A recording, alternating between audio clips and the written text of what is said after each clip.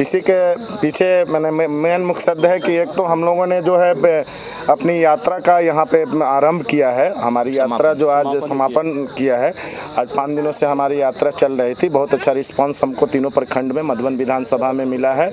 और दूसरी चीज़ें हैं कि सरकार के भ्रष्ट अफसरों का कई जगह जो पोल खोला गया है, ये चीज़ें जो हैं, ये मंगल पांडे जी से लेकर शांभवी चौधरी से लेकर अशोक चौधरी से लेकर आपको दिलीप जायसवाल जी का आज हमारे परनेता जी ने पोल खोला है। और इनकी जो सारी चीज़ें उपलब्धियां जो गिनाई गई हैं, अभी तक ये लोग जो कंबल ओढ़ के घी पी रहे थे, ये सारी उजागर की गई है। ये मेन मकसद है। सर, कई दिनों से आप विधानसभा मधुबन क्षेत्र में आपकी बदलाव यात्रा चल रहा है जी। लोगों से क्या रिस्पॉन्स मिल रहा है सर? बहुत सुंदर रिस्पांस मिल रहा है। लोगों में काफ़ी जागरूकता आ रही है, कारण कि हर व्यक्ति को, हर परिवार को पलायन का दंश है। हर परिवार को मैंने शिक्षा नहीं मिल पा रहा है, रोज़गार नहीं मिल पा रहा है। केवल जो है अभी की पूर्व की सरकारें केवल जो है गिनती कराती है कि हमने रोड दे दिया, हमने बिजली दे दिया, हमने पानी दे दिया और विकास की गंगा बहा दी है। आप रोड पे जाएंगे तो सचमुच में विकास की गंगा बह रही है। हर जगह रोड पे गड्ढे पे जो है गंगा जी की पानी मैंने फुल रूप से भरा पड़ा हुआ है। ये मेन चीज़ है। लोगों से क्या अपील कर रहे हैं आप लोग? मैं लोगों से ये अपील कर रहा हूँ कि सभी लोग जो है जात के नाम पे या धर्म के नाम पे जो भी राजनीति करते हैं, वो एक बार अपने बच्चों के भविष्य के लिए, अपने परिवार के लिए, अपने लिए एक बार जनसुराज को वोट दे और बिहार में बदलाव लाएं। यही मैं अपील कर रहा हूँ। बिहार बदलाव सभा का समापन है, इसके बाद आप लोग का रणनीति क्या रहेगा? अगर हम लोगों का रणनीति तो हमेशा है लोगों के बीच में ही जाना। फिर हम लोग अपने स्तर से, ये एक था कि हम लोग सामूहिक रूप से सारा पदाधिकारी लोग मिलकर एक जत्थे के साथ हम लोग जो है लोगों के पास जा रहे थे। अब जो है हम लोग कल से पूरे स्वतः जो है फिर अब लोगों के पास जाएंगे, मोहल्ले में जाएंगे और जन स्वराज की जो विचार को है एक एक लोग तक पहुंचाने का काम करेंगे। जिस विधानसभा से आप अपनी उम्मीदवारी पेश किए हुए हैं, उस विधानसभा के बारे में देखा जाए तो एक परिवार का बहुत गहरा इतिहास रहा है। तो अपने आप को और अपने पार्टी को किस रूप में देखते हैं?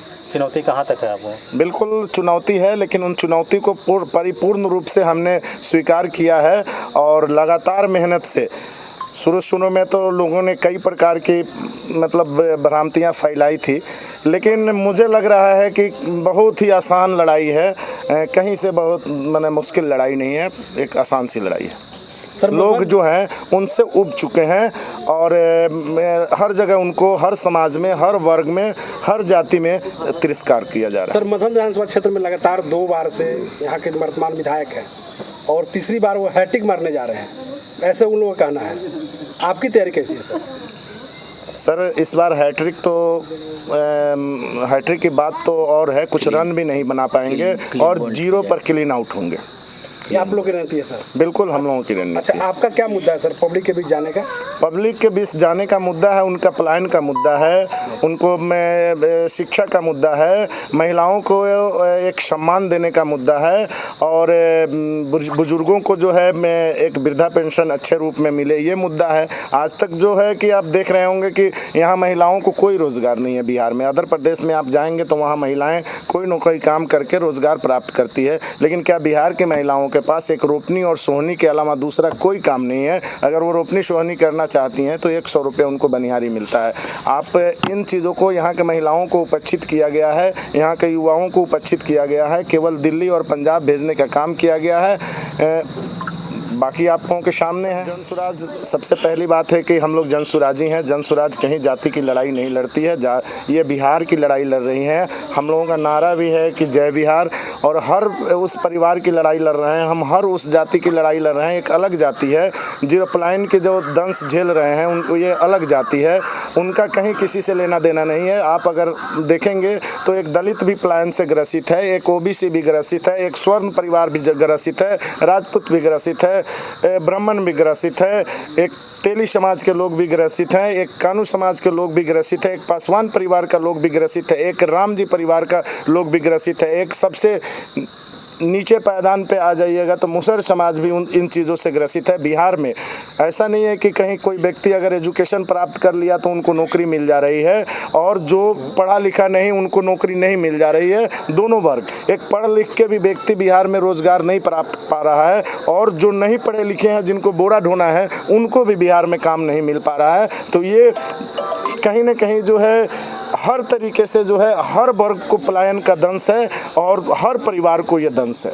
सर, जन स्वराज की तरफ से जो परिवार का लाभ कार्ड बांटा जा रहा है उसको लेकर बराबर आरोप लग रहे हैं कि जिस चीज़ का विरोध करते थे प्रशांत किशोर, आज वही चीज़ करने जा रहे हैं। सर, प्रशांत किशोर या जन स्वराज जो है ना रेवड़ी नहीं बांट रही है। स्पष्ट है कि कार्ड में लिखा हुआ है हम रोजगार देंगे। अगर हम किसी व्यक्ति को बिहार में रोजगार देते हैं 12,000 रुपये का, तो एक बिहार सरकार का इनकम भी उससे जनरेट होता है। जो व्यक्ति खुद 12,000 रुपये कमा सकता है, आपकी सरकार को इनकम भी तो दे सकता है। दूसरी चीज़ है कि हम आज भी एजुकेशन पे 864 रुपया खर्च है, और उसके बावजूद भी एक बच्चे को सही एजुकेशन नहीं मिल पा रहा है।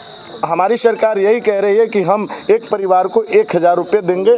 जब तक कि हम स्कूल की व्यवस्था, टॉप क्लास की स्कूल की व्यवस्था, उच्च स्तर की स्कूल की व्यवस्था नहीं कर देते हैं, तब तक हम उस परिवार को 1,000 रुपये देंगे। आप बच्चे को प्राइवेट में पढ़ाइए। वृद्धा पेंशन बुजुर्गों का हक है, 2,000 हम वृद्धा पेंशन दे रहे हैं। दूसरी एक चीज़ है, यहाँ किसानों को बिहार में हमेशा उपेक्षित किया गया है। आप देखेंगे पंजाब के किसान या अदर स्टेट के किसान, उनको हर तरीके की सब्सिडी, हर तरीके का फैसिलिटी मिलता है। हम बिहार में गरीब हैं, हम गरीब होने के बावजूद भी हमें किसी प्रकार का किसान के रूप में ना, आप देखेंगे यूरिया में अभी जहाँ 300 का है वहाँ 800 मिल रहा है। यही अदर स्टेट में चले जाएंगे तो खाद के लिए कोई मारामारी नहीं है। चीनी मिल वाले पहले उनके यहाँ दे जाते हैं, बाद में पेमेंट लेते हैं।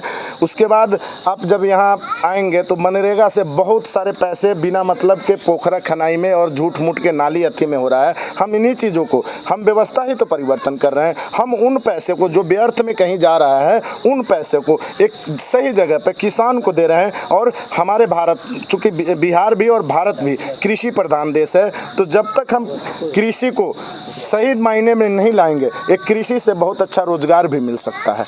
तो ये चीज़ है कि 2,500 रुपये हर महीने हम किसान को उनके हक की चीज़ देने जा रहे हैं। तो हम लोग कहीं रेवड़ी नहीं बांट रहे हैं कि भैया हम 125 यूनिट फ्री कर दिए, 10,000 रुपया हम किसी को दे रहे हैं, 2 लाख रुपया हम खाते में भेज दे रहे हैं, हम 15 लाख रुपया किसी के खाते में भेज रहे हैं। रोज़गार देना हर सरकार का हक है, और इन्हीं चीज़ों को वादा किया जा रहा है, एक गारंटी के रूप में उनको दिया जा रहा है कि ये रहा, ये मेरी गारंटी कार्ड है। अब कल होके अब मैं इन 5 सालों, अगर हमारी सरकार बनती है 5 साल में मैं ये नहीं देता हूँ, मुझे ये कार्ड दिखाइए कि भैया आपने ये कहा था, ये है आपका लिखा हुआ, आप इसको पूरा नहीं किए, आप जो है सत्ता में रहने के लायक नहीं है। ये हमारी गारंटी कार्ड है, ना कि हम किसी परिवार को कह रहे हैं कि 20,000 दे देंगे या 20 लाख रुपए दे देंगे। सर, जाते जाते मधुबन विधानसभा के जो मतदाता मालिक हैं उनको क्या संदेश दे रहे हैं? मतदाता मालिकाओं से मेरा नम्र निवेदन होगा कि इस बार का जो वोट दे वो सही जगह पे दे। ये मैं नहीं कह रहा हूँ कि जन स्वराज को दे या किसी और को दे या किसी और दल के दो, सही नेता का चुनाव करे अपने बच्चों के भविष्य के लिए, आने वाले पीढ़ी के लिए। चूँकि 5 साल में एक बच्चे का जीवन बर्बाद हो जाता है। अगर बच्चा 15 साल का है तो 20 साल 22 साल के बाद वो पंजाब और दिल्ली खटने के लायक हो जाता है। तो आपने अभी तक अपने बच्चों को जिनका जीवन बिगाड़ दिया, अब उनके जीवन को तो लौटा नहीं सकते हैं, लेकिन आने वाली पीढ़ी के लिए आप अपने वोट को 500 रुपये पे, 5 रुपये पे, 500 रुपये पे, 50,000 रुपये पे, 5 लाख रुपये पे मत बेचिए। ये वोट की कीमत बाबा साहेब अम्बेडकर के द्वारा जो ये वोट का अधिकार दिया गया है, इस अधिकार के चलते आपके पास बड़े से बड़े लोग आपके द्वार पे आते हैं। वो किसी न किसी माध्यम से, चाहे मोदी जी हों, चाहे लालू जी हों, चाहे नीतीश जी हों या कोई भी हो, बहुत बड़े से बड़े लोग इस वोट को प्राप्त करने के लिए आपके पास आते हैं। इस वोट का अधिकार का महत्व समझे, इस वोट को ऐसे ही 500 और कुछ क्षण पैसे में या कुछ लालच में ना गंवाएं। सोच समझ के इस वोट का उपयोग करें, चूँकि मान सम्मान से बड़ा कोई चीज़ नहीं है। चलिए, बहुत बहुत धन्यवाद सर।